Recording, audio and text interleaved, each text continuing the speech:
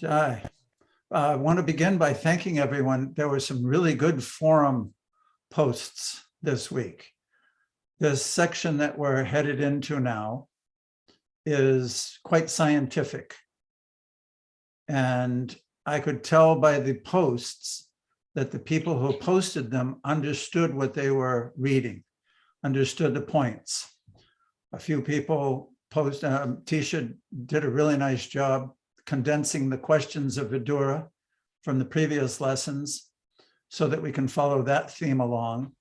And then I think it was Manvantara and Chaitamayi who did a really, who understood and commented on the video that was included.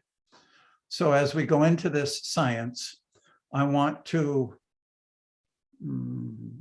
emphasize how important it is to understand the step-by-step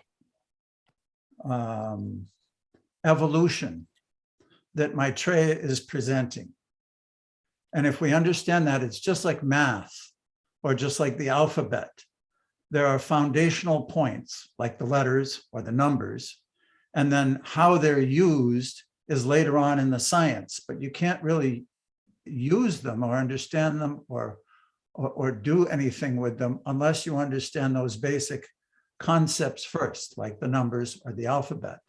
Those have later building blocks on them. So please pay attention each week, at least during this part.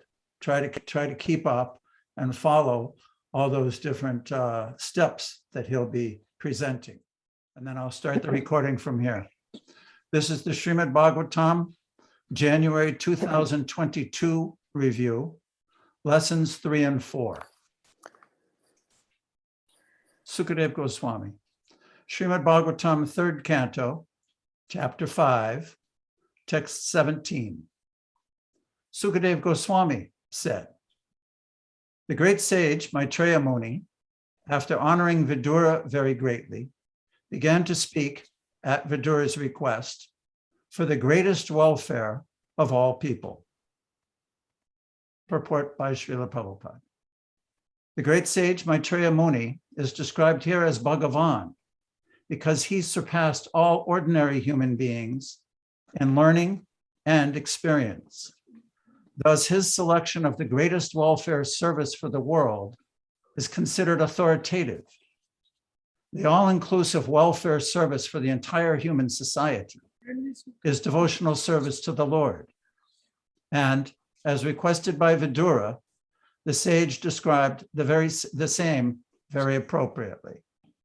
Samapriya, take over and choose people, please. Unmute. We have to pay attention to the mute and unmute buttons. If you're not speaking, please mute yourself so that everybody can hear everyone else. Thank you. And we'll start today with Manvantara. Manvantara, would you like to read? She might from me of the greatest of all goodness, and thus you have shown your mercy, both to the world and to me, because your mind is always absorbed in thoughts of the transcendence. Text 19. O Vidura, it is not at all wonderful that you have so accepted the Lord without deviation of thought, for you were born from the semen of Vyasadeva. Purport. The value of great parentage and noble birth is evaluated here in connection with the birth of Vidura. The culture of a human being begins when the father invests his semen in the womb of the mother. According to his status of work, a living entity is placed in a particular father's semen. And because Vidura was not an ordinary living entity, he was given the chance to be born from the semen of Vyasadeva. Vyas.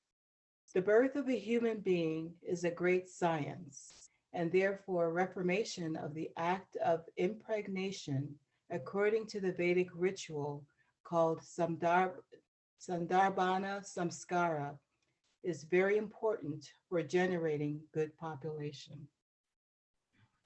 Okay, thank you. Amy, would you like to read the next one? Srimad Bhagavatam 3.5.20. I know that you are now Vidura due to the cursing of Madhavya Muni that formed, I'm sorry, the camera is right. There we go. I know that you are now Vidura due to the cursing of Mandavya Muni, and that formerly you were King Yamaraj, the great controller of living entities after their death.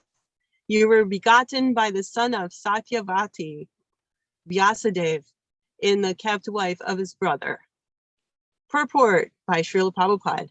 As the appointed controller after death, Yamaraj once tried Mandavya Muni for his childhood profligacy and ordered him to be pierced with a lance. Mandavya, being angry at Yamaraj for awarding him undue punishment, cursed him to become a Sudra. Thus Yamaraj took birth in the womb of the kept wife of Vitravirya from the semen of Vichitravirya's brother Vyasadeva. Vyasadeva is the son of Satyavati by the great sage Parasara, and Vichitravirya is the son of the same Satyavati by the great king Santanu, the father of Bhishmadev.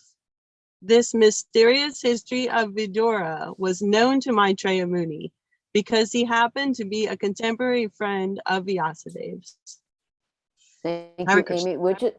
We're just moving along, and there will be a certain section that we're going to stop and have a discussion. Vaishnavi, could you continue for us?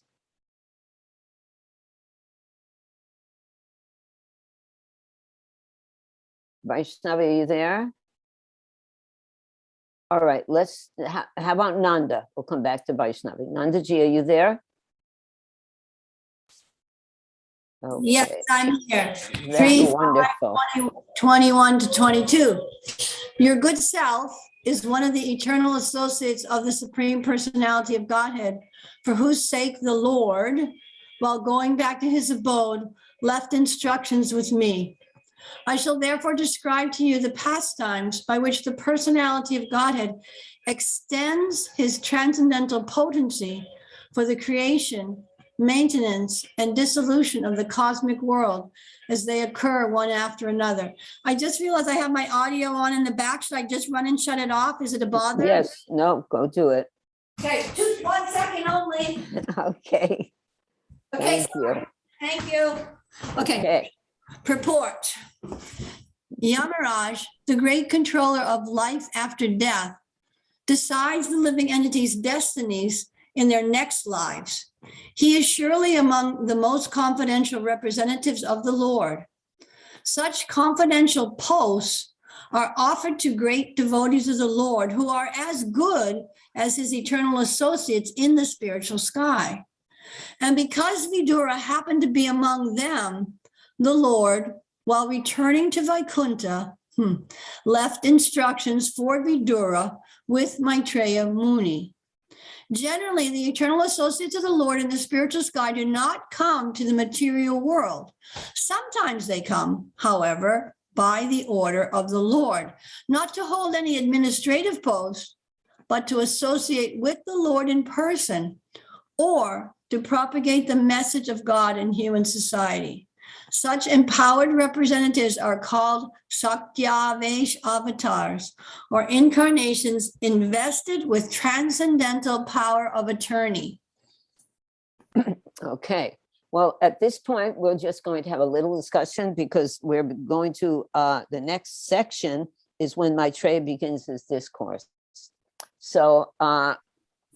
Actually, I'd like to, Nanda should speak a little bit on this topic about how the Lord made arrangements for Vidura to hear from Maitreya Muni. Interesting. Yes, the Lord made arrangements for him to hear from Maitreya, even though originally, if you remember from our previous reading, Vidura wanted to hear from Uddhava, but Uddhava didn't want to transgress the proper etiquette, devotional etiquette, because Maitreya had the opportunity to hear from the Lord. He was elder, etc. And therefore, the Lord gave him that opportunity. But it's interesting how it talks about the role of the devotees in the spiritual world coming by the order of the Lord. And all you can think of, all I can think of is how Srila Prabhupada is exactly the embodiment of that. That he's come not on his own, not by karma, not by this, not by that, but because the Lord wanted him to come and what? Spread the holy name around the world. And so Right. not only is he successful, but we're also successful. That's the thing that I've been thinking of.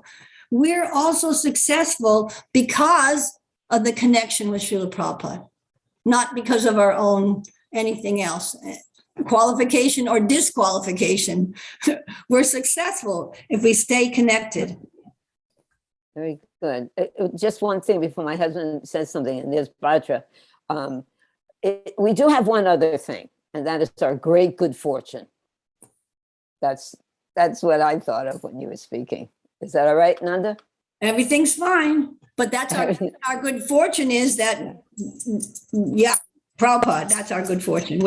That's our good fortune, Srila Prabhupada. Yeah. Auntie? One thing that I think is also very unique is that the Lord knows everything. He knows all his parts and parcels. And although Vidura was with Uddhava, by the Lord's arrangement, prior to their meeting, he had instructed Maitreya with specific information for Vidura. So when a guru links with a particular person, it's not abstract, it's not impersonal, it's extremely personal and arranged by the Lord. So there are specific empowered incarnations, as we read in the purport, Saktyavesha avatars, meant to give specific instructions to specific living entities. That's also part of the science. Now we'll go back to the texts, but before we do it, there's a little introduction about them. This is where Maitreya will begin his discourse, explaining and answering Vidura's questions. Prior to this, he was glorifying Vidura and giving the reader and listeners an opportunity to appreciate actually who's speaking here. Who are these people? One is Yamaraj, the superintendent, the judge in the universe of all living entities after they pass away, where they go according to their past deeds. So it's a huge, important post. And secondly is Maitreya Muni, who has been personally instructed by the Lord himself with instructions for Vidura and for those who read and listen to this discourse. So before I go into this, I had some nice realizations about what Srimad Bhagavatam does and how this discourse is included within it. So let us go all the way back to the very first verses of Srimad Bhagavatam to understand more clearly, before we progress into Maitreya's discourse, what the book has to offer and what it is meant for. From Srimad Bhagavatam 1:1:1, a section of that first verse is, he is directly and indirectly conscious of all manifestations, and he is independent because there's no other cause beyond him. It is he only who first imparted the Vedic knowledge into the heart of Brahmaji, the original living being. By him, even the great sages and demigods are placed into illusion, as one is bewildered by the illusory representations of water seen in fire or land seen on water. Only because of him do the material universes, temporarily manifested by the reactions of the three modes of nature, appear factual, although they are unreal. That's a glorification of the Supreme Lord in the first verse. The second verse explains, this Bhagavat Purana propounds the highest truth, which is understandable by those devotees who are fully pure in heart. The highest truth is reality distinguished from illusion for the welfare of all. So Vidura asked Maitreya to speak for the welfare of everyone, the highest truth, the best information, the best thing one can do for another is to distinguish reality from illusion. Now, we've all know about this trick, magic performance of sawing someone in half. But when you understand how the illusion is created, it breaks down the whole interesting illusion. It makes it so that every time you see this trick, you understand how it's being done, so the illusion is not so powerful. We can see here by the description that it looks like someone's being sawed in half, but in actuality, there are two people or there are fake feet. There's different ways this trick is done, but I wanted to use this illustration to show that once an illusion is revealed, then the illusion no longer covers the person who understands how it's being done. So going back to the highest truth is reality, distinguished from illusion, this science being described starting now by Maitreya reveals the illusion, which was discussed here, that even great sages and demigods are placed into illusion. This is being revealed to us step by step. So now who's ever next, Sama, can read Maitreya's beginning explanation. Okay, just want to thank Nanda for reminding us that we are getting this mercy due to the mercy of Srila Prabhupada, which is actually throughout this whole study. We have to always remember that. Thank you. Okay, Vaishnavi, are you there? Okay, she might not be. She might just be listening. Bhadra, you had a question also. Why don't you read this verse for us? Thank you. Dandavad, everybody. It wasn't a question. I just wanted to add something about Vidura, since we are talking about Vidura here. He was massaging. He is a pillow in the Lord Chaitanya's pastime, and he's a Sankar Pandit. It's mentioned, and he was always in the Gambira. He would massage the Lord. He would be massaging the Lord's lotus feet, and then he would, while he is massaging, he would go to sleep.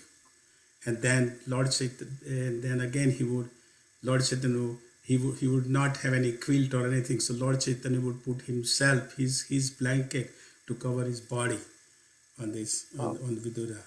And also Vidura was also, during his time, he was always massaging. He was massaging, and he would give, like he would be the pillow of the Krishna.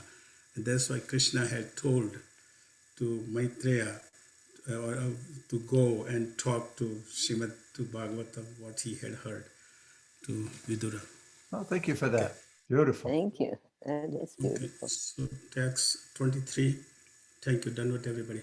The personality of Godhead, the master of all living entities, existed prior to the creation as one without a second.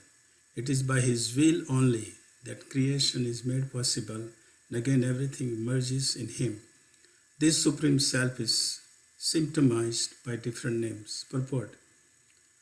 The great sage here begins to explain the purpose of the four original verses of the Srimad Bhagavatam, although they have no access to the Srimad Bhagavatam.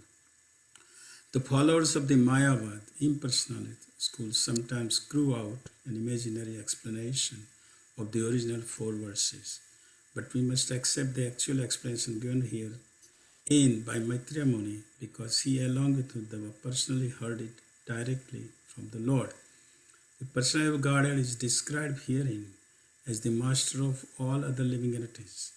He is like the sun disk, and the living entities are like the molecules of the sun rays.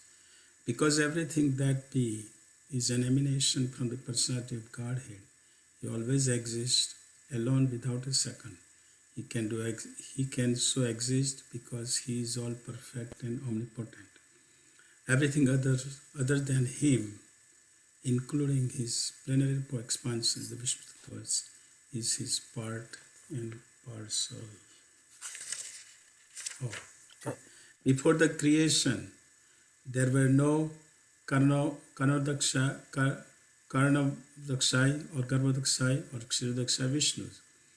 Nor was there Brahma or Shankara.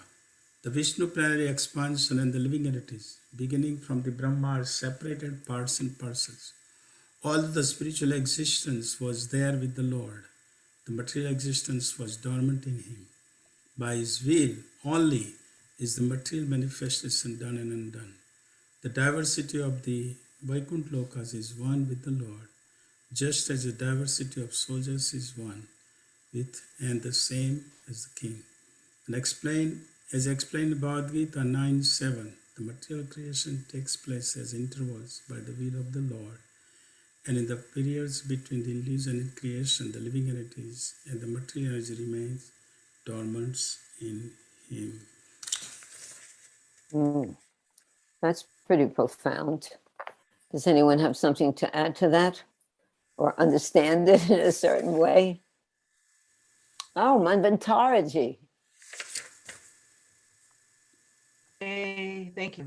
I don't know how to find the hand on the screen. That's all right. I saw you. But yeah, so anyway, thank you.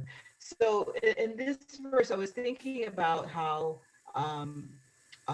Sister Paul, for example, he merged into Krishna, and this purport kind of makes it sound like when we were talking about Krishna existing as the cause of all causes and being there without anybody before Garbhodakshayi, Kshirodakshayi Vishnus, so that, but the internal portion of the jivas, the pure jivas, they were still existing, right? With Lord Krishna in the Vaikunthas. Do you know what I mean? Like, it's just material elements that were dormant. Right, exactly. Right? Even the jivas in the body of Mahavishnu, they're existing. We were talking this morning about something very interesting that here, my husband just put this up. The even though the jiva cannot conceive of the infinite, he can conceive of eternity. And why do you think that is? Anybody? Why is it possible for the jiva to conceive of eternity? Because he's eternal. Yeah, I was just going to say it. You said faster. Anyway, that was a really epiphany for us this morning when all of a sudden it came. Okay. Thank you, Manvatar. That was a good observation. Thank you so much. One point to note is that Srila Prabhupada pointed out that now Maitreya will begin to explain the 4 core verses of the Srimad Bhagavatam, which were originally spoken by the Lord to Brahma. And the first point being made, aham evasam eva agre. Before, this is like, again, back to our analogy of numbers or letters in the alphabet or with math. The first building block is to understand that before the cosmic manifestation, the Lord existed. Point 1. Okay, thank you. So the next reader, Seisha, would you like to read? Okay. Srimad Bhagavatam, 3rd Canto, 5th Chapter, text number 24. The Lord, the undisputed proprietor of everything, was the only seer. The cosmic manifestation was not present at that time, and thus he felt imperfect without his plenary and separated parts and parcels. The material energy was dormant, whereas the internal potency was manifested. Purport. At that time, the seer was there, but the external energy over which the glance of the Lord is cast was not present. He felt somewhat insufficient, like a husband feeling lonely in the absence of his wife. This is a poetic simile.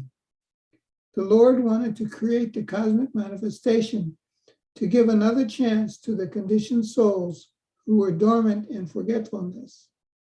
The cosmic manifestation gives the conditioned souls a chance to go back home, back to Godhead, and that is its main purpose.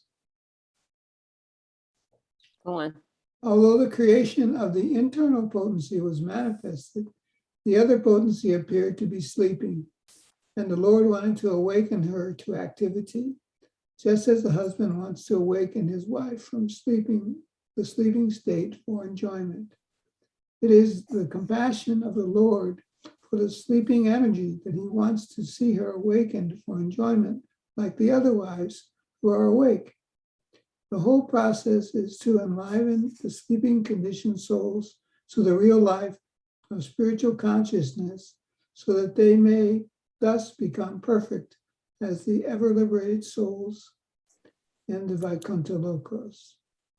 Since the Lord is Satchidananda Vigraha, he likes every part and parcel of his different potencies to take part in the blissful rasa, because participation with the Lord in his eternal rasa lila is the highest living condition, perfect in spiritual bliss and eternal knowledge.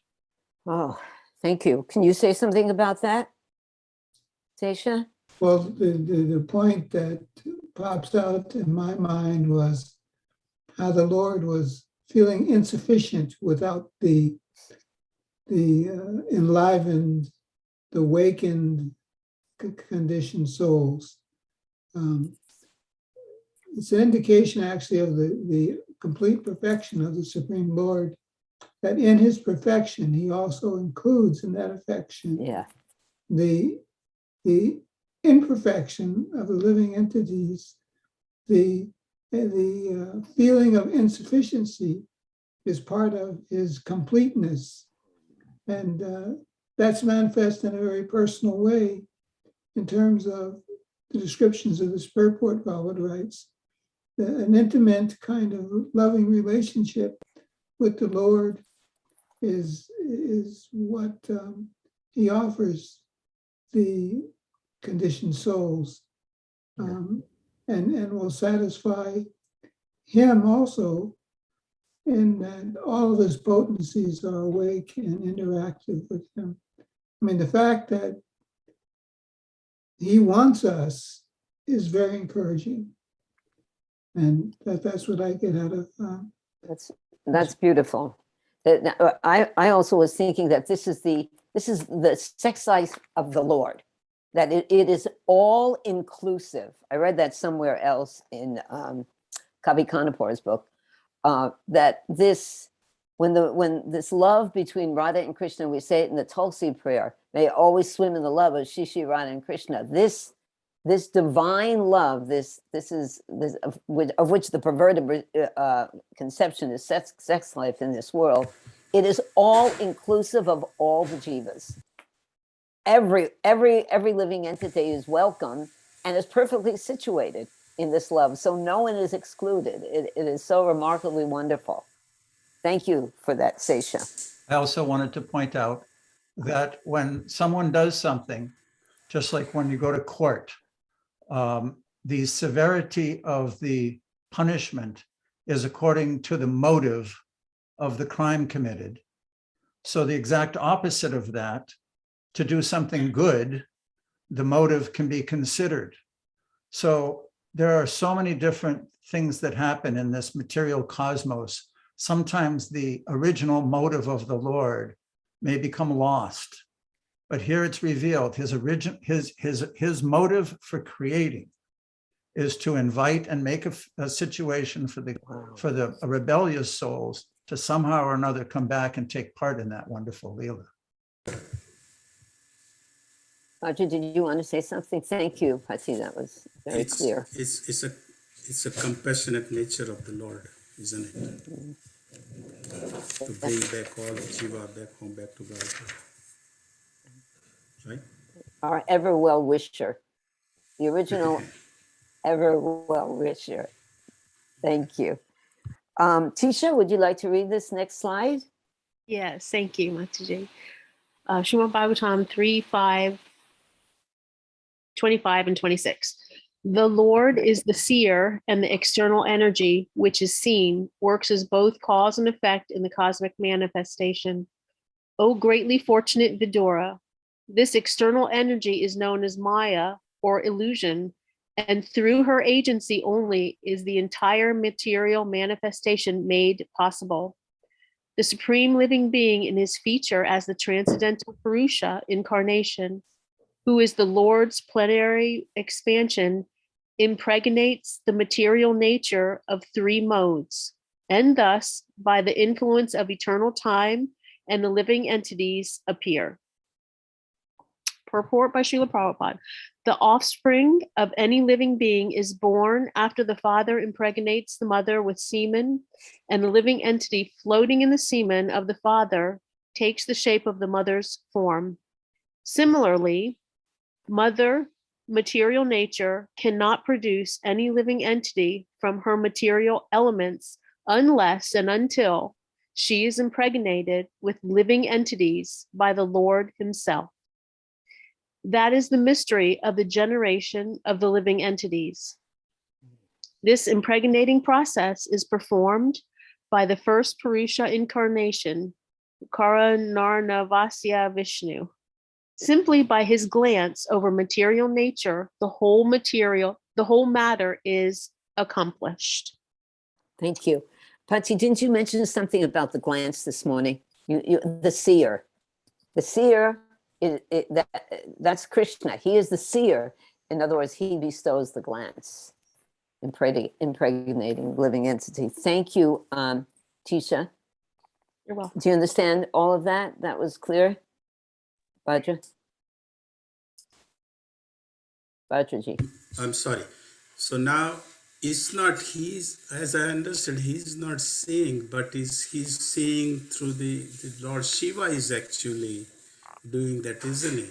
Because Lord Shiva is the one who is glancing through, isn't it?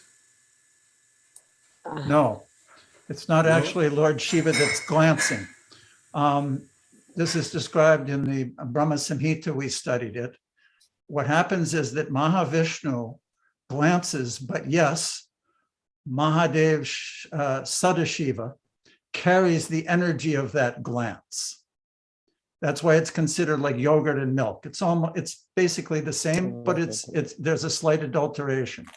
And the example given is the powerhouse, the wire, and the light bulb. The powerhouse supplies the energy through the wire to the bulb. So Mahavishnu glances, the wire is like the electricity being carried by Sadashiva, Shambhu, but even he becomes expanded into the different Rudras and Lord Shiva in the material world when that energy connects with the Pradhan and therefore electrifies the entire material energy, the Mahatattva, which will be described in upcoming verses. So that's why he's milk transfer from yogurt. Yeah, because exactly. his connection with the material energy of Shiva's connection with material energy. Perfect. Thank you. Yes. Thank you. Tisha, why don't you continue reading this next slide? Okay. Purport Continue. continue. We should not understand the process of impregnation by the personality of Godhead in terms of our conception of sex. The omnipotent Lord can impregnate just by his eyes, and therefore he is called all-potent. Each and every part of his transcendental body can perform each and every function of the other parts. This is confirmed in the Brahma Samhita, chapter 5, verse 32. Angyani yasya shakalendriya vrittimanti. In Bhagavad Gita 14.3 also, the same principle is confirmed. Mama yonir mahad brahma tasmin garbham dadyami aham. When the cosmic creation is manifested, the living entities are directly supplied from the Lord. When the cosmic creation is manifested, the living entities are directly supplied from the Lord. They are never products of material nature. Thus, no scientific advancement of material science can ever produce a living being. This is the whole mystery of the material creation. The living entities are foreign to matter. and thus they cannot be happy unless they are situated in the same spiritual life as the Lord. The mistaken living being, out of forgetfulness of this original condition of life, unnecessarily wastes time trying to become happy in the material world. The whole Vedic process is to remind one of this essential feature of life. The Lord is described here as Viryavan, or the greatest potent being, because he impregnates material nature with innumerable living entities who are conditioned from time immemorial. Thank you. Is that clear to everyone? Pati, you have something to add to that? No, property, good. Okay. Sesha, did you want to speak something about this verse and purport? No, I didn't have anything to contribute. Okay, good, because this is very important stuff here. Okay, Anita, would you like to read this slide, Anita? Hare Krishna. Hare Yes. Krishna. Srimad Bhagavad 3.5.27. Thereafter, influenced by the incarnations of eternal time, the supreme sum total of matter, called the Mahatat, became manifested. And in this Mahatat, the unalloyed goodness, the Supreme Lord, sowed the seeds of universal manifestation out of his own body. Purport. In due course of time, the impregnated material energy was manifested first as the total material ingredients. Everything takes its own time to fructify, and therefore the word Kalakoti, Tat, influenced by time, is used herein. The Mahatat is the total consciousness because a portion of it is represented in everyone as the intellect. The Mahatat is the directly connected with the supreme consciousness of the supreme being, but still it appears as the matter. The Mahatat, or shadow of pure consciousness, is the germinating place of all creation. It is the pure goodness with the slight addition of the material mode of passion, and therefore activity is generated from this point. Thank you. Do you see in this purport how Prabhupada talks about how basically we are connected to the supreme consciousness? Yeah, so yeah, I think he is giving, I know there are 24 elements and Mahatat is the 24th one. So which is the main point. So when everything is, and that's what he's saying, the Mahatat, is it connected to the directly with the supreme, you know? Because No. That was incorrect, Anita. I'm sorry. Out of the 24 elements, the Mahatattva is not the 24th. This is 24. The Mahatattva is the whole 24. It's everything, all the energy as one. This is even this particular stage. What we're hearing is a description of what's happening, almost like an analogy would be within the womb. First, the semen and the embryo from the egg from the woman come together. Then they emulsify and create a seed-like living entity. That there are no arms, there's no legs, there's no individual parts to that living entity at that point. So when the Lord glances over Pradhan is the unmanifested potency of the material energy, but it's not manifested as earth, water, fire, air. All those things don't exist. It's just energy. It's a dormant external energy. That's why it says nothing existed, because it isn't manifest yet. So we're still back at this very beginning point in the description, step by step, as described before with the math and alphabet examples. So what's happening is that the Lord has glanced over the material energy and impregnated the living entities into it, but nothing's really manifested yet. That's still the whole Mahatattva as one energy. I just wanted Okay. to make that clear because it sounded like Yes. you thought it was one of the 24. Yeah, yes. Thank you Thank- for the clarification. I Thank appreciate you. it. Thank you. Chaita, thank you, Anita. Welcome. Chaita, did you have a statement to make or a question? Hare Krishna. Good morning, everyone. Yes, I was reading the last line in this purport. It is pure goodness. The Mahatattva is pure goodness with the slight addition of the material mode of passion, and therefore activities generated from this point. To me, that's fascinating because it indicates that the mode of passion does have its applications, its positive applications. Does anybody have an explanation how these two can work together?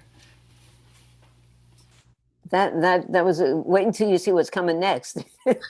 in the next purport, that we can let's continue because the next purport is we could have a discussion about these two aspects: the mode of goodness and the mode of ignorance. Madhurya Leela, thank you, Chaita. We're going to get back to that. Chaita, Madhurya Leela, could you read this next one? Bhagavatam 3:5-28. Thereafter, the Mahatattva differentiated itself into many different forms as the reservoir of the would-be entities. The Mahatattva is chiefly the mode of ignorance, and it generates a false ego.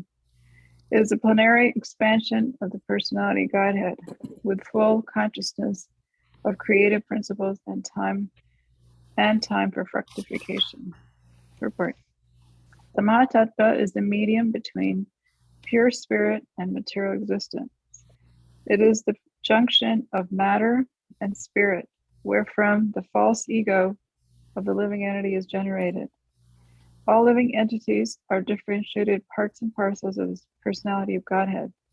Under the pressure of false ego, the conditioned souls, although parts and parcels of the Supreme Personality of Godhead, can claim to be enjoyers of material nature. This false ego is the binding force of material existence. The Lord again and again gives a chance to the bewildered conditioned souls to get free from this false ego. And that is why the material creation takes place at intervals. He gives the conditioned souls all facilities for rectifying the activities of the false ego, but he does not interfere with their small independence as parts and parcels of the Lord. Okay, so now we see it's highlighted that the false ego is the binding force of the material existence. And in the previous verse, we heard that the mode of goodness, that Mahatattva is situated in the mode of goodness with a little tinge of passion so that creation can be established. And then in this verse, we see that actually the mode of goodness is situated in the mode of passion. I mean, the Mahatattva is in the mode of passion. So that is, it could sound very confusing. Does anybody have anything to, how about Nandaji? Can you help us understand that one? Nanda? I mean, yeah, I don't have any clear conception, thanks. You have to ask somebody else. I'm passing the buck. Okay. Actually, it's not in the mode of passion. It's in the mode of ignorance, as stated here. Yeah, that's The so that's okay. Mahatattva is chiefly in the mode of ignorance and generates the false ego. What's happening in our evolution of description is similar to that P-like living entity that has no features as yet.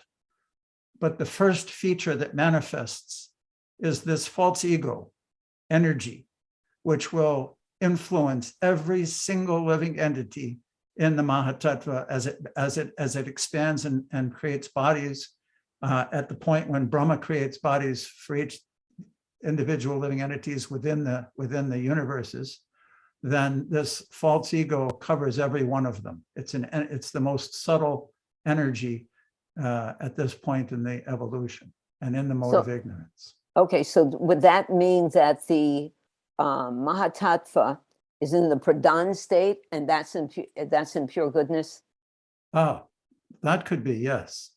Yes, prior to the Lord's glance and prior to Shambhu carrying that energy, that false ego, we learned that also in our Brahma Samhita study, that the false ego actually is manifested by Shambhu's connection with the pradhan, which then manifests as the Mahatattva as it evolves once that energy electrifies it or activates it and germinates it to activity. Good. So, Yeah, that's exactly so right. then the mode of ignorance is becoming established through the false ego. The Yes. main purpose is to help the conditioned souls to understand that they are the body. And actually, we all come to this illusion of the material world to actually realize our constitutional position of having nothing to do with this material world. Yes, Nandaji. Okay, so thank you for that discussion. So that false ego, without the presence of the false ego, the living entity couldn't even try to enjoy in the material world. It's a necessary ingredient in that sense. It's one of the, like later on, we'll read about the 5 elements that Lord Brahma created before he even created the material world, the illusion and anger and all those identification with the body, et cetera, because the living entity couldn't even attempt to think that this is a place for my enjoyment if that covering wasn't there. Absolutely. That's the first major important covering. Once that's done, everything is easy, right? Once we think we're the body, oh, Maya has a heyday. I think Tisha also had a question. Tisha? I have a question. Just from my limited understanding of this, it just seems so enormous to me. But my question is, in this beginning stage, right?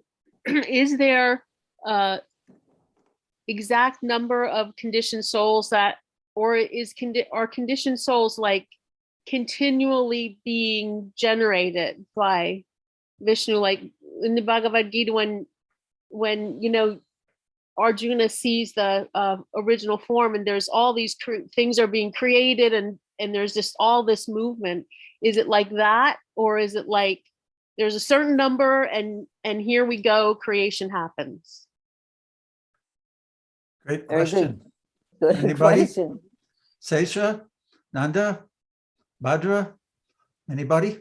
I can try. Go. Well, the living entities are eternal. And so it's not that the living entities at a particular point in time come into existence and at a particular point in time go out of existence. So the living is eternal. So they're not generated, as you're saying, new, but the fact is that they're innumerable. And so it's beyond calculation of how many there are. So even to approach the subject with the idea that, well, I'm going to count these living entities is not the correct consciousness to approach it in. But also, it's an eternal, it seems an eternal process. There are souls that are, when Mahavishnu casts his glance, then they partake in the material world. The bodies are created due to the impregnation of material nature. And this process is, and then the universe lasts for millions and billions of years. And that process is always going on. There are always souls coming and going in this material world. So that, Sesha, would probably, is that what you're meaning? How do they get here? How do they get here? Vajra? You're saying that at the time of creation, when the Lord glances, he impregnates the living entities into the material area. And you're saying that process continues throughout because there's always new ones coming in? Well, because it's based on desire. The conditioned soul has a desire to enjoy in a certain way. Where are they coming from? They're coming from the body of actually, they're coming from Brahman. Okay, we're getting deep into this discussion. Vajra? We are part and parcel of the Lord. We are eternal. But because we were here at the time of dissolution, we went in the body of the one of the Vishnu. And then when the creation start, this is whole process described, isn't it? Then we are out again. And again we go in, go out and go in. So but the by process of bhakti, we're gonna go back home to Godhead, not to come here again. If that's the case, then mathematically what we can say is that at some point all the living entities will have left this material world. Not necessary. Why? Because there is If they keep coming back and going into the body of the Lord, ultimately that supply will end. No, but no, evolution is gonna go on. There is innumerable living entities. Evolution Infinitely. process is gonna go on from lower to the higher, isn't it? There are living. Oh my, Nanda's not very happy with that one. Okay, Nanda, Nanda, did you tell us? No, if the process of coming and going, if they go back to the Supreme Lord, what does he say? You don't come back to the material world again. So then that statement that Dhruva Prabhu just made previously, then it would be that at a certain point, everybody would go back to Godhead, Haribol. Well, that's not completely true that everybody goes back to Godhead, because there's always souls. It's, that concept infinite. We were just talking about it. We cannot understand infinite. We can understand eternal because we're eternal. This infinite manifestation, there's an infinite amount of souls and everything. And Krishna has a handle on each one of them, no matter if they're in the spiritual sky, in the material world, or in the Brahman. Everything is infinite. So this process of the material world has been created for those souls who need to develop a relationship and go back to Godhead, a relationship with Krishna. Oh, she's crying and he's raising his hand. Okay, Bhaja, what's up? Isn't it Srila Prabhupada was asked the question, if this becomes the Vaikuntha, everybody will go back to God, who will be here? Srila Prabhupada said that's not going to happen. It's a continuation. Vasudev Dutt also asked Lord Chaitanya that you please take all those living entities karma, put it on my head and take them all back to Godhead. And Lord Chaitanya said, even if I did that, it would fill up again immediately. Yeah, this is, and what is the point? Okay, it's good to understand that concept makes it really simple, because we do have free will. There's always conditioned souls, and they have the opportunity when they enter the material world to go back to Godhead by reading transcendental literature. We actually read that in a purport. By reading Bhagavad Gita and Bhagavatam, and hearing transcendental literature. These are the tools that are given to the conditioned soul to leave the material world. But the whole process. Let's use that point to get back to our topics and go back to the texts. Okay. Okay. Now we're back into the creation. Okay. And Vaishnavi will read for us. Okay.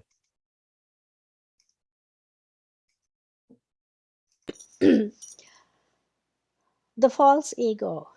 Srimad Bhagavatam 3.5.29. Mahat Tattva, or the great casual truth, transforms into false ego, which is manifested in three phases: cause, effect, and the doer.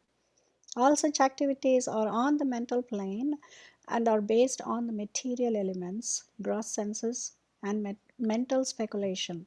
The false ego is represented in three different modes: goodness, passion, and ignorance. Purport. The material creation is meant for rebellious souls who are not prepared to accept subordination under the Supreme Lord. The spirit of false lordship is called false ego. It is manifested in three modes of material nature, and it exists in mental speculation only. Those who are in the mode of goodness think that each and every person is God. Thus, they laugh at the pure devotees who try to engage in the transcendental loving service of the Lord. Those who are puffed up by the modes of passion try to lord it over material nature in various ways.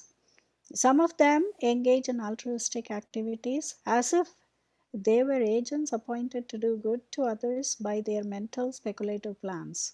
Such men accept the standard ways of mundane altruism, but their plans are made on the basis of false ego. This false ego extends to the limit of becoming one with the Lord. The class of egoistic conditioned souls, those in the mode of ignorance, are misguided by identification of the gross body with the self. Thus, all their activities are centered around the body only. All these persons are given the chance to play with false egoistic ideas, but at the same time, Lord is kind enough to give them a chance to take help from scriptures like Bhagavad Gita and Srimad Bhagavatam, so that they may understand the science of Krishna and thus make their lives successful. The entire material creation, therefore, is meant for the falsely egoistic living entities hovering on the mental plane under different illusions in the modes of material nature. Now, that last sentence of the purport shows our almost impossible predicament. Read that again, that last sentence. The entire material creation, therefore, is meant for the falsely egoistic living entities hovering on the mental plane under different illusions in the modes of material nature. Okay, now I'm going to ask, I want Chaitanya to tell me what that means. And then Vaishnavi. Chaita, can you tell me what that means? Yes. So this is like you said, it's a bizarre predicament, and how foolish we are to simply settle for this material world, hovering on the mental plane under different illusions. There are so many. I was thinking of the wonderful video that Dhruva included with this lesson. It's these speakers. Was his name John Harvey? He's considered a leader. He's considered a leader globally. Everyone looks up to him, and he's taking his cues from Stephen Hawkins. And Stephen Hawkins, as Mr. Harvey described, is a God-obsessed atheist. So many of us in the material world understand that there is a higher power, but we just don't want to admit it. We don't want to surrender to it. And so what we really want to do is pleasure ourselves instead. So our planet is filled with people who are just trying to pleasure themselves and forget about the existence of Krishna. Now how could they do anything else? Because there's 3 statements in this sentence that declare illusion for the conditioned soul. They are covered. First, the entire material creation before it is, therefore, is meant for false ego, the false egotistic living entities. That's one. Okay. Hovering, that's one complete, the word false is there. False ego means not real, it's not true. And the next one is hovering on the mental plane. So the mental plane is also not true. It's an illusion. And to confirm that, Prabhupada says there are different illusions in the material world. So we are covered up. I mean, from top to bottom. How do we get out of this? Anybody? One thing I did was laid out this particular purport with, it wasn't like this in the book. These are the people that are in the mode of goodness and what they think. These are the people in the mode of passion and what happens to them. And these are the egotistic people in the mode of ignorance. I was also interested to hear what Vaishnavi had thought about this. She has a very mechanical mind. She might understand this clearly too. Yeah, I'm sorry to disappoint you today. One thing I understand is that there are several ways for us to get covered up with. This way or that way. It doesn't matter whether it is mode of goodness or passion or ignorance. The coverage is there. The question is, what do we do about it? I mean, how we get covered, how much we get covered. Yeah, we can talk all that, but it's like saying how intense COVID is affecting you. The solution is, I mean, what are we doing about it? Excellent. Good Well, point. right here, what is Prabhupada, how does Prabhupada give that answer?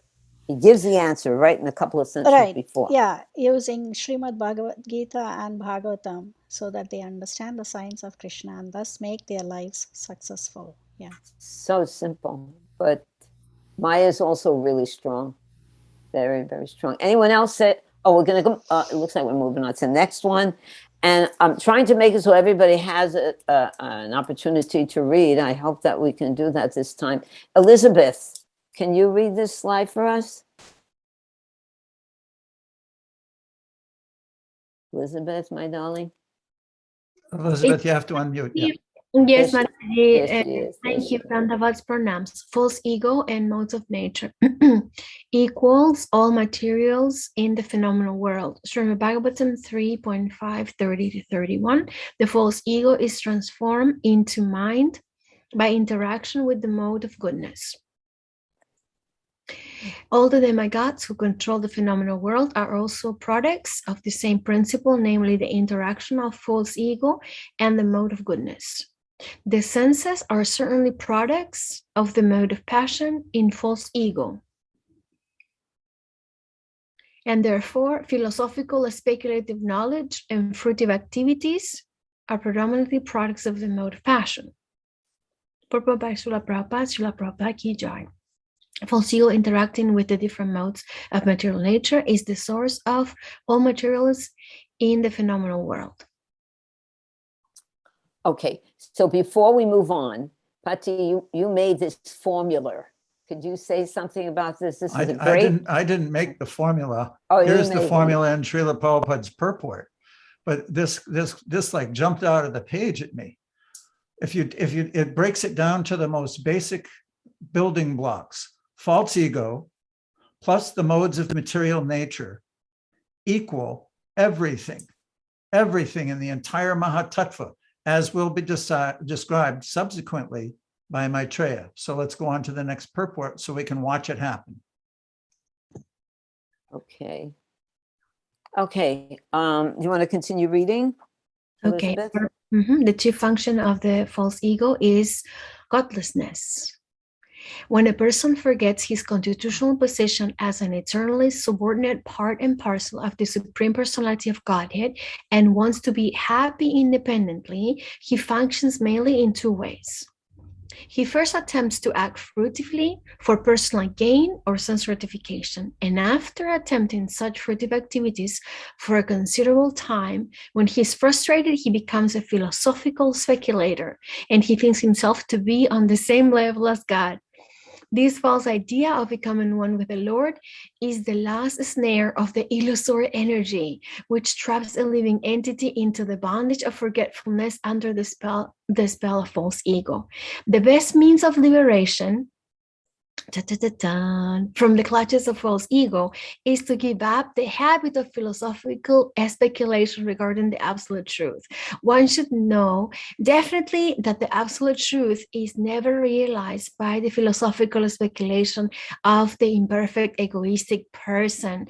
The absolute truth or Supreme Personality of Godhead is realized by hearing about him in all submission and love from a bona fide authority who is a representative of the 12 great authorities mentioned in Srimad Bhagavatam. By such an attempt, only can one conquer the illusory energy of the Lord, although for others she is unsurpassable, as confirmed in Bhagavad Gita 7.14. Okay, well, there's the solution. There's the problem and the solution right there. And we have I'm interested to know, does anyone know 7:14? I didn't quote it because somebody should know it. Raise your hand and Sama call on somebody. Vajra? Is it the Davi Sagunmai Mama Duratya Mahaprabhu? That's it. Right? Which means? Difficult to overcome material energy, divine energy, but by surrendering unto me, you can overcome that, right? Yes, I mean, exactly. something like that. It's exactly. This divine energy of mine is very difficult to overcome, but for those who surrender unto me, easily cross beyond it. Okay. Well, okay. I'm losing a little bit. I don't know if everyone is going to have an opportunity to read today, and that's supposed to be my main service, to have everybody participate, because I want everybody to be enlivened about this process of Shravanam Kirtanam. So, Madhurya Leela, did you read? Did you read yet, Madhurya? Yes, I did. Okay. Gopa, could you please read the next one?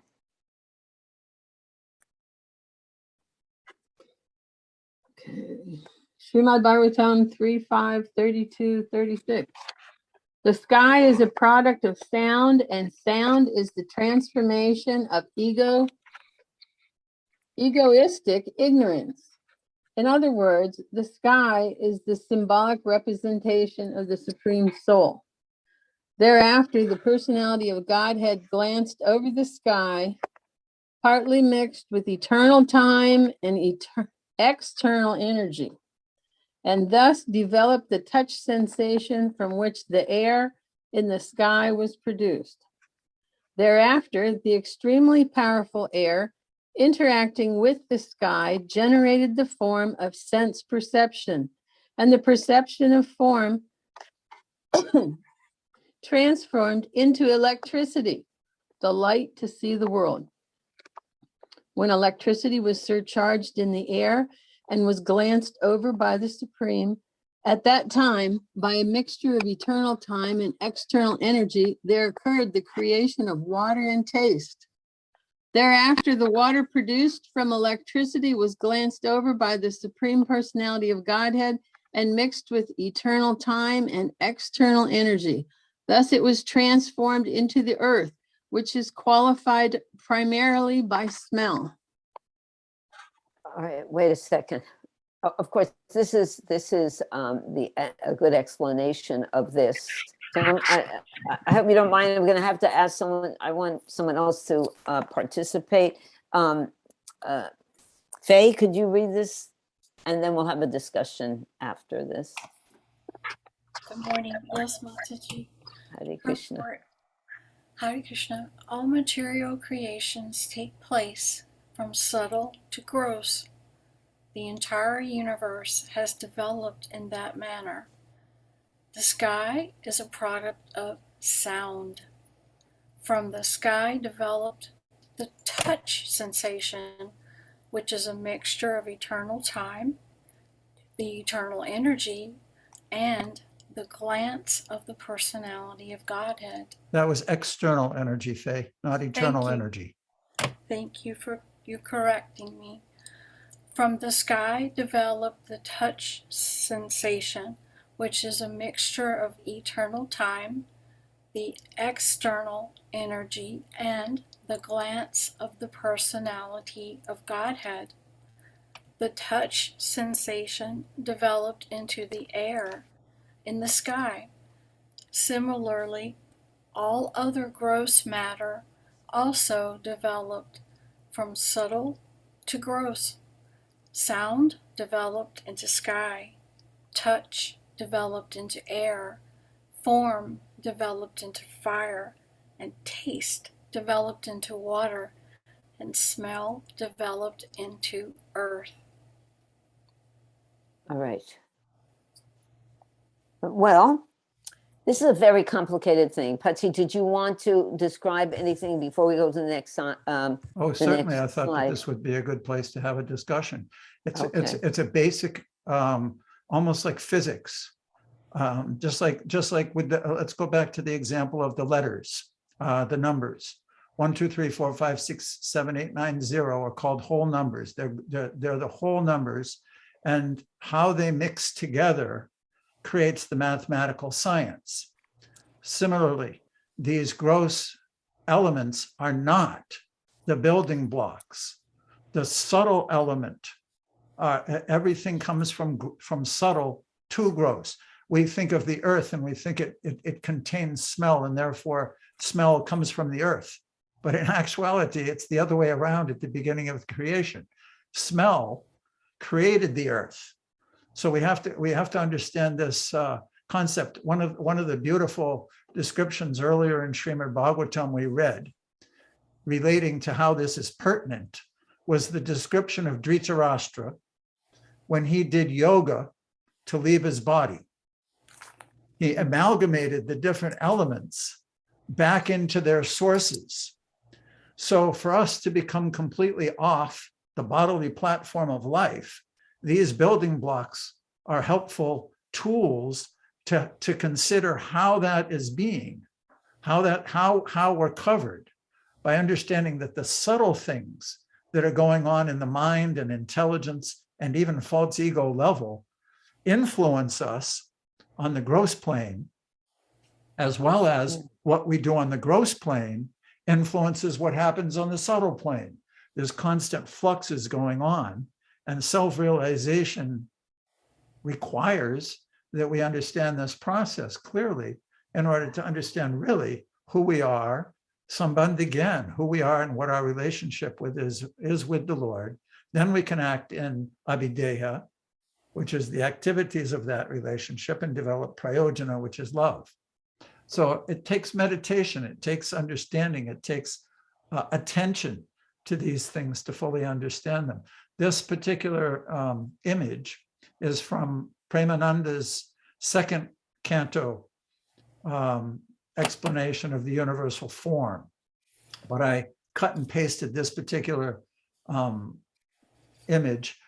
Note how it goes here. Sound creates ether. Ether is the element in the air, not even in the air, it's subtler than the air, like microwaves. When you make a phone call, that microwave connects with a particular physical device that's been tuned into that particular microwave, and everybody has a different telephone number. So the microwave attaches to that particular physical device by dialing that number. But the sound, we've all heard it before, like there are different sounds connected to each number, beep, beep, beep, beep, beep, beep, beep, and then it attaches to the number. So the sound is the original, it travels through the ether, then it creates the touch sensation. The touch sensation creates air. Now here in ether, the only characteristic is sound. But in air, there's sound and touch, like when the wind blows, you can feel it. From air, sound, then form comes. And when in fire, this characteristic is added. There's no form in air. But in fire, you can actually see it, but it's subtle, it's jumping, it's when you watch a fire, the flames are not solid. From this comes taste, which is water. You can't taste fire, and you can't taste air, and you can't taste ether in their pure states. Then there's sound, touch, form, and taste. And then finally, the final element is smell, creates the earth, which includes all the different characteristics. Okay. I wanted to ask Gopa or Faye if they had anything to shed on this before Chaitamayi. Thank you, Mataji.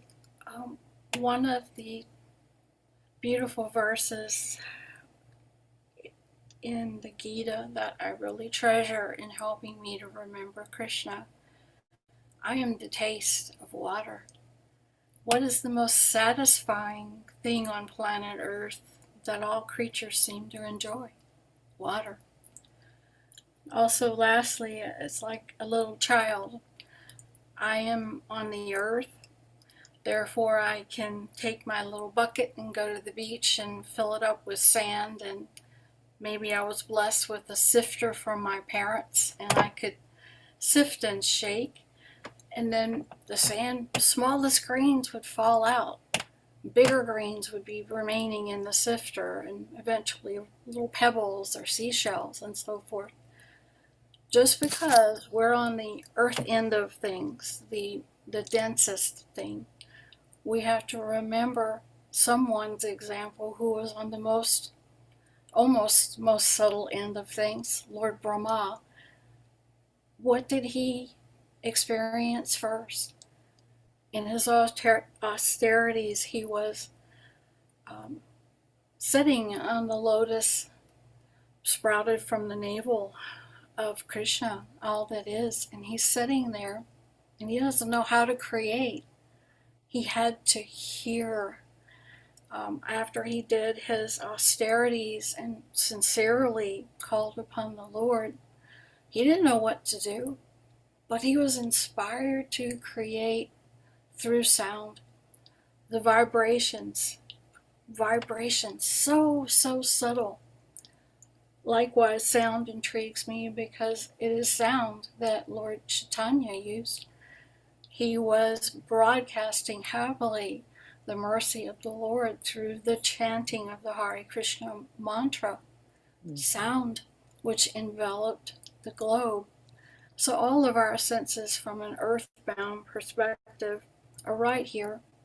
They're right in front of us, but we need to learn how to see the uppermost ones, to reach out like Mother Earth went to Lord Brahma and said, oh, the earth is overburdened. And what did Lord Brahma do? How did he call out?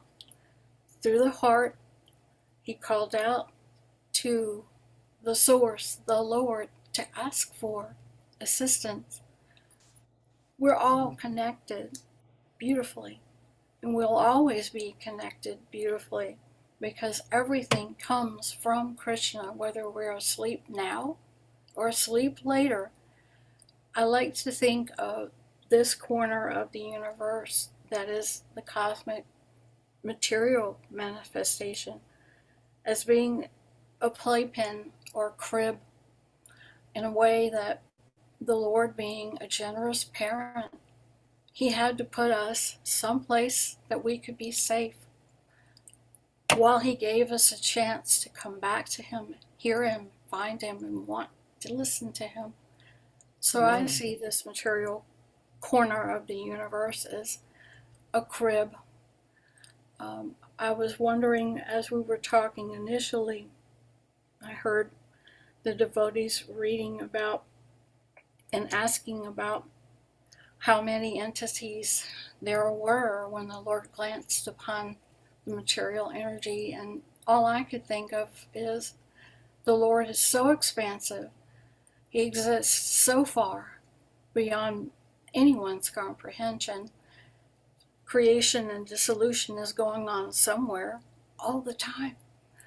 So much more than I can ever imagine or understand or even hope to try. Right. But somewhere, he will be carefully putting some souls in that little tiny crib of material cosmos in some corner of the universe, giving them the opportunity to safely sit as long as it takes for them to come to their senses and want to reach back.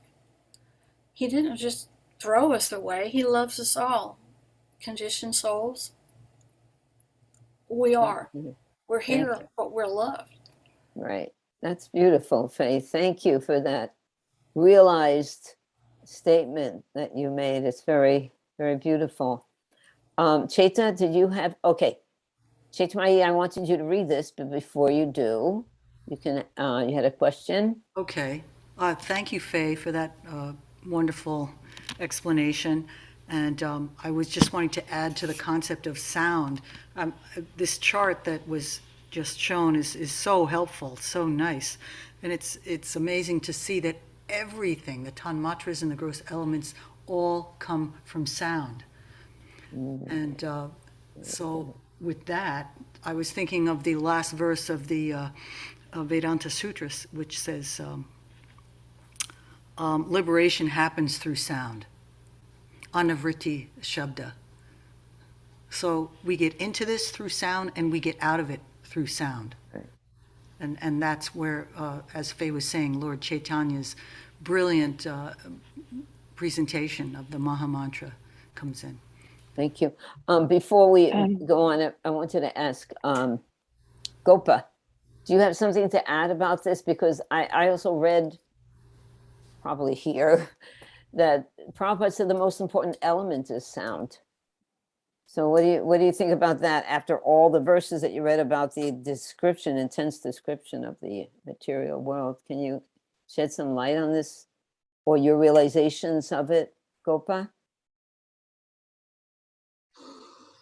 You're very kind, and I really appreciate it. But as far as shedding light on anything for anybody else, I'm here for the ride.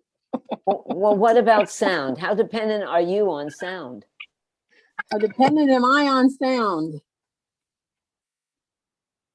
You're here hearing the Bhagavatam.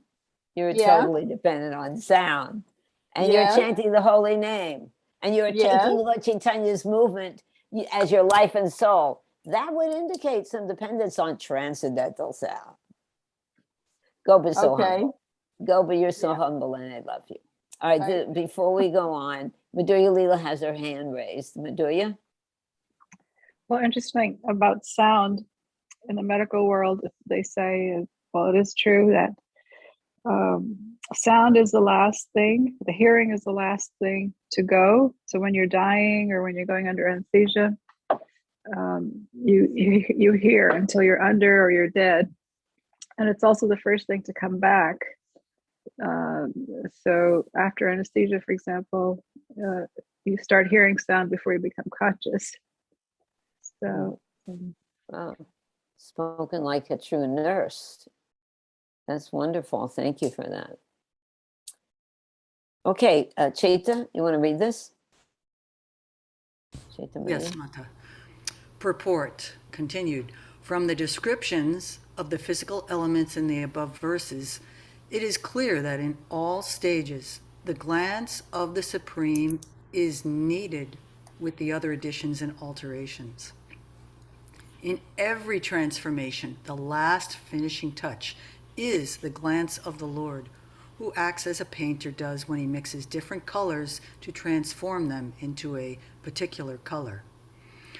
When one element mixes with another, the number of its qualities increases. For example, the sky is the cause of air. The sky has only one quality, namely sound, but by the interaction of the sky with the glance of the Lord mixed with eternal time and the external nature, the air is produced, which has two qualities, sound and touch. Similarly, after the air is created, the interaction of sky and air touched by time, the external energy of the Lord produces electricity. Next, the interaction of electricity with air and sky mixed with time, the external energy and the Lord's glance over them produces water. Thank you. And this is pretty much a review of what we've been discussing. Thank you, Chaita. How about we get Guru Prasad to read a little? Would you like to read something, Prabhu? Guru Prasad? Hare Krishna. Okay, I will Hare continue. Krishna, Prabhu. Nice to see you here. Okay, go on. Okay. In the final stage of sky, there is one quality, namely sound. In the air, two qualities, sound and touch. In the electricity, three qualities, namely sound, touch, and form. In the water, four qualities, sound, touch, form, and taste. And in the last stage of physical development, the result is earth, which has all five qualities, sound, touch, form, taste, and smell. Although they are different mixtures of different materials, such mixtures do not take place automatically, just as a mixture of colors does not take place automatically without the touch of the living painter. The automatic system is factually activated by the glancing touch of the Lord. Living consciousness is the final word in all physical change. This fact is mentioned in Bhagavad Gita 9.10 as follows. Maya dyakshena prakriti sujate chara charam hetu nanena kaunteya jagatpi vipari vartate. Guru Prasad, thank you. there's just one more person, Ishita, who's left, who hasn't read. But thank you, that was beautiful, and especially the Sanskrit was very nice. Ishita, are you with us? Yes, Mataji. Oh, Hare my Krishna. darling. Could you please read this conclusion of everything that we've been talking about? Thank you, Guru Prasad. Thank you, Prabhu. The conclusion is that the physical elements may work very wonderfully to the layman's eyes, but their workings actually take place under the supervision of the Lord. Those who can mark only the changes of the physical elements and cannot perceive the hidden hands of the Lord behind them are certainly less intelligent persons, although they may be advertised as great material scientists. Thank you, Thank Mataji. you. Do you understand that? Can you, because if you understand that, then your ticket back to Godhead is certain. Can you tell me what you think that is? Prabhu, could you put it back, please? Put it back, Patsy, please. The slide we need again. She wants to look at it because this is the conclusion. This is the conclusion. After all the things that we've discussed, this is the conclusion. You can read it again.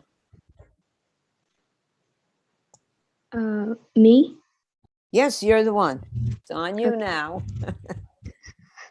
The conclusion is that the physical elements may work very wonderfully to the layman's eyes, but their workings actually take place under the supervision of the Lord. Those who can mark only the changes of the physical elements and cannot perceive the hidden hands of the Lord behind them are certainly less intelligent persons, although they may be advertised as great material scientists. Very good. Go on. Okay, so as per my limited knowledge, those who can mark on, so it's everything, the Lord, the Lord is doing everything, and we just need to understand that. Perfect. I hope. That's perfect. And how do we understand that? By reading Prabhupada's books. And also the other one, what's the other one? Chanting Hare Krishna. Okay, there we go. Okay, so that is the conclusion. Thank you so much. Thank you. Okay, now we have an open discussion. If anybody wants to say anything, Bhadraji? Dhruv Maharaj Prabhu, I have a question. Can you clarify here? In this purport, it says that in this last purport we read, the sky has one quality, namely sound, but by the interaction of the sky with the glance of the Lord, mixed with eternal time and external nature, there is progress. So what is this eternal time and external nature? Can you kindly clarify that, please? Unmute, Pat. Unmute. Thank you. Just like when you bake a cake, there are different ingredients. You read the recipe list, and then you acquire those different items and mix them accordingly to create the cake itself. Or just like the body of the mother, after being injected by the semen of the man, germinates the pea-like seed, and then starts to create the different features of the body. In the same way, those different elements, the glance of the Lord, the eternal time, the external energy of the Lord, and therefore everything starts to work together. Without those building blocks, nothing would happen. But those ingredients, the glance of the Lord, eternal time, and the external energy, when they mix, these things start happening, just like when you put a seed in the ground. The potential for growth, the entire tree is in that seed, but it needs the proper environment for it to become germinated and activated to start its process of growing. So the whole thing depends on the Lord. It depends on that glance. Without that, it would just remain dormant, just like a seed on a shelf. Nothing will happen to it. But when the ingredients, when the atmosphere is there, then it gets activated and the potential energy within it manifests. We also, to add to that time, this element of time, it's not just a little second. Time to develop. Time. What was that, Patsy? We'll actually read in upcoming verses through by Maitreya that time, Kali, as a personality goddess, enters into the material elements with the Lord's glance. So another, we think it's father time, but actually it's mother time, because Kali is time. The goddess Kali represents that time element in which everything grows. Yeah, here in these particular descriptions, it's not that time, it's eternal time mixed with the glance of the Lord upon external energy. And therefore the subsequent reactions of sound, taste, form, touch, and smell are manifesting along with the ingredients. Is that clear, Bhadra? Yeah, thank you. Now these elements are also in the spiritual world, isn't it? Yes, in their original eternal forms, definitely, yes. This world is the reflection. Remember that example in Bhagavad Gita. The real tree is on the banks of the lake, and the reflection is there, down below. Thank you. So eternal time, just for a second, eternal time does not exist. Well, eternal time is quite a conception, because it exists in the material world and the spiritual world. It just because of the word eternal. When it comes to the material world, this all happens, and when it comes to the spiritual world, then we're going to see what happens. Well, we can hear the transcendental literatures of the Lord to know what happens. Looks like Madhurya Leela's raised hand. Madhurya, I think they didn't put. Oh, and Chaitanya too. Madhurya, you have a question or something to add? No, sorry, I didn't lower. Okay, sweetie. Okay, and how about you, Chaitanya? Unmute. Unmute, darling. There it goes. Thank you for your patience. I really appreciate this last line of the purport that says that those who can mark only the changes and cannot perceive the hidden hands of the Lord are certainly less intelligent persons. The converse of that is in this verse 20, where it says Vidura inherited the highest talent. So you might, intelligence is not enough. You need to be given talent, the talent of becoming a great devotee of the Lord. That's a wonderful inheritance. Thank you. All right. Seshaji. Sesha. Yeah. Unmute. Am I muted? No, you're good. Okay. I just wanted to make a comment about the video that Juva Prabhu included. I mean, if the conclusion of everything is, as you said, Sampriya, that the hidden hand of the Lord is there, I've heard that our scientists don't accept the design theory, or that God is proved by, what do they call it, something?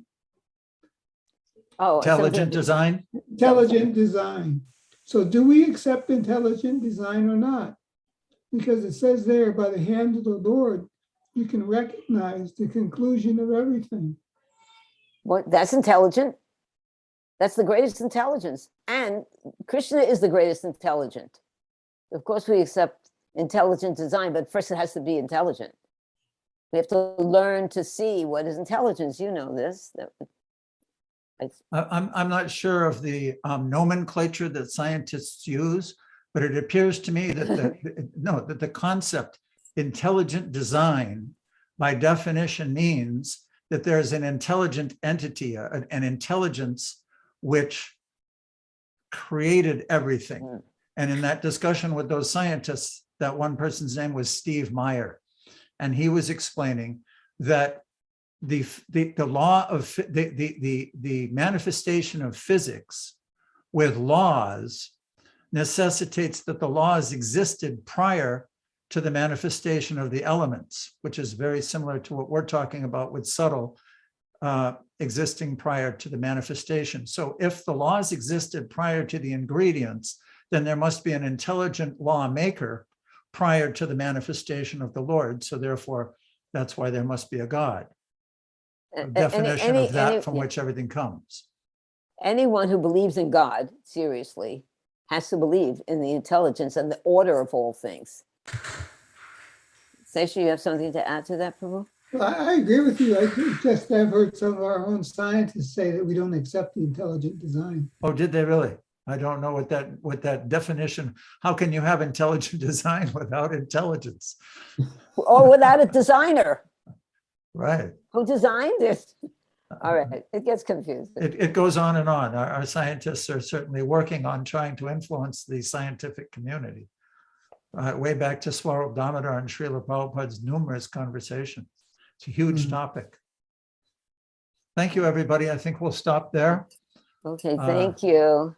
All glories to Srila Prabhupada, all glories to Maitreya Rishi. Jai, Haribo. Vajrakalpataruscha, Kripa Titanam Pavanebhyo, Vaishnavebhyo Namo Namaha. Haribo. Thank you. Hare Krishna. Haribo. Hare Krishna.